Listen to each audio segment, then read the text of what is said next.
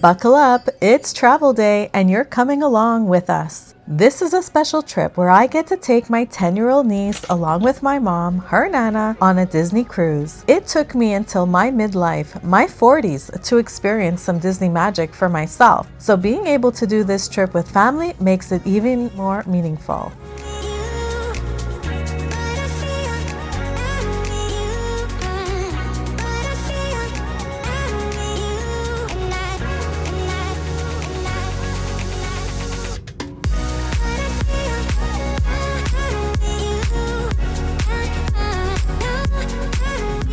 Our flight is less than 4 hours. We're leaving from Montreal, Quebec, and heading to Fort Lauderdale, Florida. So while we're flying through the clouds, let me give you a little more context. This is our second Disney cruise. Well, my mom and I, that is, will be on the same class and the same layout as our first trip. But this time we're sailing on the Disney Dream, whereas our first cruise was on the Disney Fantasy. That trip was so memorable that we just knew we would want to cruise with Disney again. But just to clarify, I am not an obsessed Disney adult. Maybe I'm a Disney child at heart. I just enjoy sprinkling a little Disney magic into my travels ever so often. The question is, will this experience live up to the same expectations on our first trip? Let's land in Fort Lauderdale, where I'll get to show you the great pre-cruise hotel and location we chose.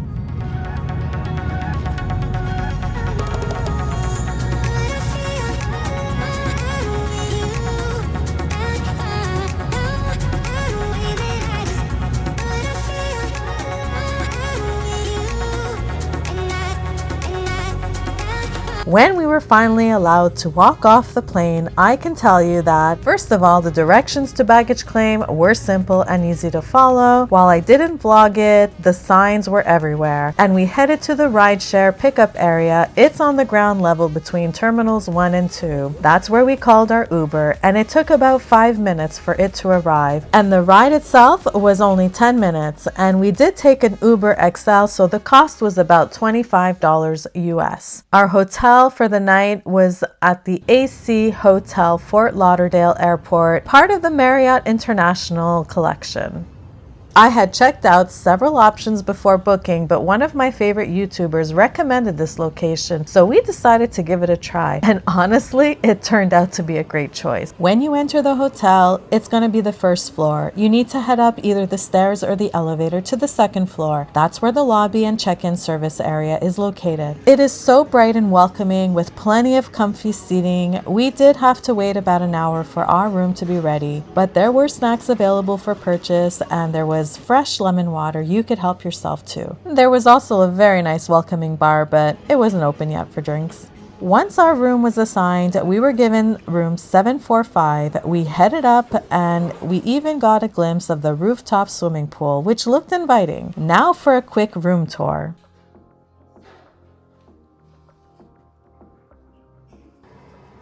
A peek at the bathroom first, we'll come back to that. The room has 2 queen beds, so it sleeps 4, a large window for natural light, a non-carpet flooring, I love that.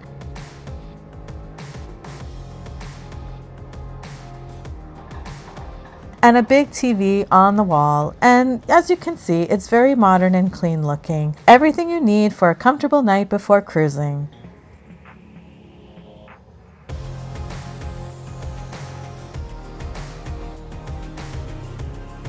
Back in the bathroom, well, it's nice and spacious. The layout has a walk-in shower featuring a rainfall shower head from the ceiling and a handheld option. However, after staying here overnight, this ended up being the only disappointing part. The handheld shower was very faulty. The holder was not staying straight. It kept flopping. I tried tightening it, but no luck. The hand shower in this particular room was not working properly. But on a positive note, they offer Coors Citrus Fresh toiletries, and they were lovely.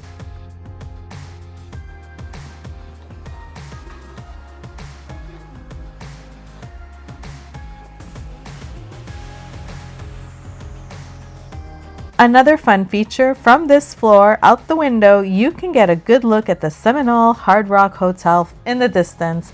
It's pretty impressive. After dropping off our luggage and freshening up, we head out to explore the Dania Pointe area. It's a really nice open-air complex with lots of shopping and restaurants, and we were starving after traveling and waiting for our room, so we went straight for something quick, and we found this place, BurgerFi, or BurgerFication. And dare I say, it was a pretty good burger, maybe even better than Five Guys. If you know, you know.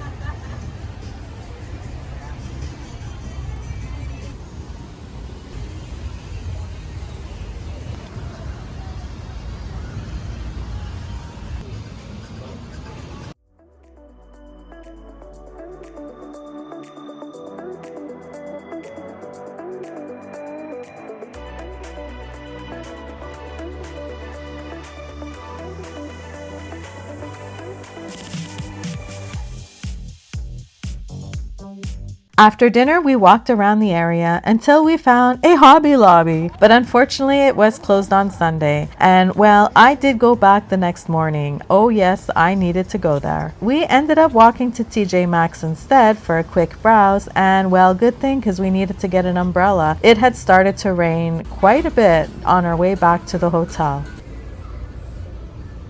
Of course, going into TJ Maxx, I have to see all of the paper stuff.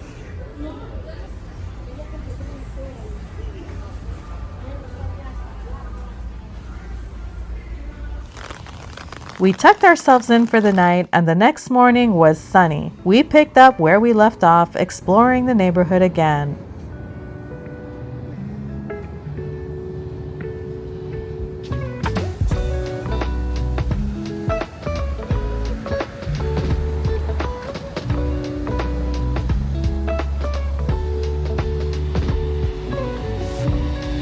A little walk past the Sprouts Farmers Market brought us to a Starbucks for morning coffee. And since we were already out this far, we kept on going. We crossed over Sterling Road because I actually wanted to check out this Crumbl cookie shop.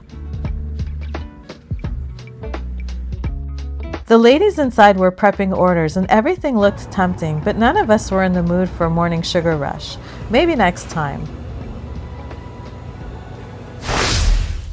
After our morning stroll, we head back to the hotel. This time we are getting ready to check out and call our Uber. I order an Uber X to Port Everglades and straight to Disney's Terminal 4. Oh, thank you. And at the first glimpse of the ship, it is so exciting. The moment where the whole adventure is starting to become real. Stay tuned for the next vlog. It's our embarkation day on the Disney Dream.